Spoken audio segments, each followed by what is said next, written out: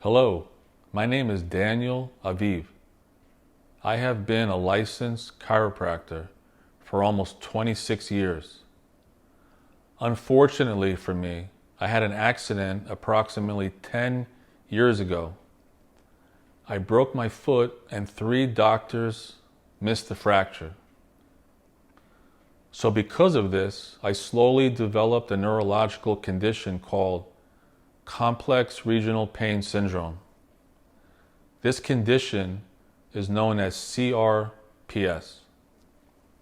Based on the available data I read in medical journals, there are less than 0.025% of new cases each year of CRPS. Conventional allopathic medicine says they do not know what causes it, and there is nothing you could do about it except pain management and physical therapy to manage or control it. Every person who has CRPS experiences different signs and symptoms when compared to other people. In other words, there are no 2 people that experience CRPS the same. I had red burning skin that was extremely sensitive to touch. I lost nearly 90% of my bone density in my feet approximately 2 weeks after I was injured. Because of that, I lost the ability to walk very quickly. The McGill Pain Index says CRPS is the worst pain syndrome known to man. It was like a domino effect. When you cannot walk, you lose muscle strength, bone density, and you develop poor blood circulation. This is just a basic overview of what might happen to you if you have CRPS. So when you are faced with a situation like this, you have to scratch your head and ask yourself a basic question. Would God really create a condition that had no cure? Personally, I did not believe this. It says in the Bible, Isaiah 41 verse 10, "Do not be afraid, I am with you, your God. Let nothing terrify you. I will make you strong and help you. I will protect you and save you." So I said to myself, I have 2 choices. Throw in the towel or listen to our Creator and fight back. So this is what I did. If CRPS is the worst pain syndrome known to man, then what population of people could be remotely similar in suffering? The answer that I came up with, it might surprise you. Even with signs and symptoms of CRPS, such as brain fog, headaches, fatigue, constant burning pain, I still pushed forward to research and come up with a plan. For me, my number 1 main concern was bone health. Is it really possible to increase bone density like what I needed? I found a medical doctor. His name was Andrew Bassett. Dr. Bassett was an orthopedic surgeon working in the Department of Orthopedic Surgery at Columbia University in New York City. He published scientific papers for many decades, starting in the 1960s all the way up to the 1990s. Dr. Bassett was called upon by NASA to figure out a solution to a long-standing problem that occurs during the absence of gravity. He was trying to develop a device that could prevent bone loss or reverse bone loss from traveling into space. So I knew that the population that had similar bone issues like I do were people that travel to space for extended periods of time. So I asked myself, when they come back, what do they do? Personally, I do not believe anybody outside of that small group of people really know what they do. What I did know was the people that came back from space were walking around and they looked normal. That's what I knew.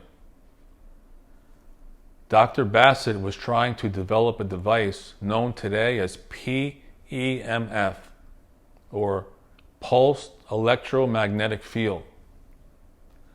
The research showed that his device actually worked. So now I had a direction to go, and I started heavily researching PEMF and what devices were available.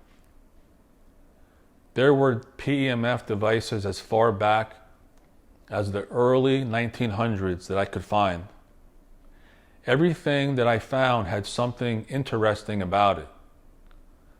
However, there was always something about these devices that I did not like.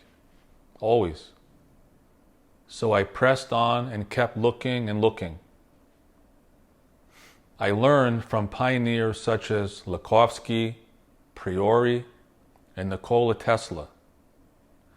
During this process, I came up with a wish list that I really needed this device to be able to do. Keep in mind, CRPS can and will affect the entire body. For me, I needed a device that can affect the entire body while using it. This is very important not only for me, but for anyone who needs help. I want you to think about this for a minute. Think about it. When you read textbooks, they break down the body into different systems. The cardiovascular heart system, the digestive gastrointestinal system, the respiratory breathing system, on and on. The truth is, the body is just one big system. That's why scientists now call the gut the second brain. Therefore, the device that I needed to find had to affect the entire body. It had to. I needed that. The next check on my list was the device needed to calm the body down. Calm down. It needed to interact with the body in such a way where you would go from sympathetic to parasympathetic, and that you could actually feel this happening. You have to feel it. Everybody needs this no matter what their situation is. The device also needed to do what it was claimed to do. For example, if it was claimed that it could increase energy in the body, you should feel something, right? You should feel something. The device needed to take up a very small area on the floor also. Most devices affecting the entire body needed a pretty large area. After researching many devices, and some of them I actually used, some of them, something dawned on me. Keep in mind, I am not a physicist, but I do have common sense. Here is what I was thinking. If I wanted the energy to go into my body, is it better to have it travel through the air or go into the body utilizing direct skin contact? For me, personally, I was looking for direct skin contact. It was also very important to me that the body was inside the contact points. In other words, if the contact was in your hands and your feet, your body is inside these two contact points, right? When you have this type of configuration, you have maximum, what I call DET, dynamic energy transfer. This will cause the body to begin the process of self-repair. Imagine if someone wanted to use a device and they don't feel well, they're tired, they can't think straight, they have brain fog. Having to learn how to use a complicated device is just not possible, at least for me anyway. What I am saying is, it has to be very easy to use. I am talking about on, off. That's all I wanted. On, off. Imagine having a device that has warning labels on it about proper cool down time, usage time. I definitely did not want this. I needed something that had a simple design, something that was designed to be very reliable and durable. However, if something did fail, it would be very easy to fix. So my opinion is, the more electronic components involved in the manufacturing of the device, the more chance it will fail. Imagine this. If you are a doctor, a physical therapist, personal trainer, athlete, private person, or anything in between, the last thing you want when you are not feeling well is to have to interact with companies that use marketing to make you believe their product is the best thing since sliced bread. It happened to me a couple times.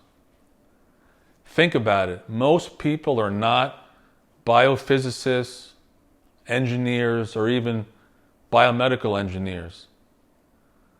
A lot of these companies know their target audience does not have the education or enough experience to see through what they are telling you. They know. Therefore, on my list, I needed to be sure that the device that I wanted to use had something unique inside of it that was developed by the manufacturer. I wanted to make sure that whatever was inside the device, it was not copied, altered, or changed to avoid patent issues and then cover it up with a nice piece of metal or plastic. Okay, we are down to the last 2 points on my list, but they are very important. Based on all the research that I did, I wanted the device to be based on the life's work of Nikola Tesla. I did not want the device to be something new because there's no history if something is new. I knew what Nikola Tesla developed worked based on everything that I read. Okay, so now I am asking you to please make sure you are paying attention. Please. It is very important that you understand this, what I am about to say. I would like you to become familiar with the name Gilbert Ling, PhD, from the University of Chicago. If you go to YouTube and type in Gilbert Ling, there is a video about his life story. It's like a mini documentary. Here is what he said in a nutshell. Dr. Ling is saying, other than eating proper food, drinking clean water, and breathing fresh air, the most important thing next to do is something that increases energy in the body. He is specifically talking about ATP. Again, This is number one on his list besides water, food, and air. After you watch the mini documentary on YouTube, you will realize, just like I did, that Gilbert Ling, Dr. Ling, took a bullet for humanity during his career.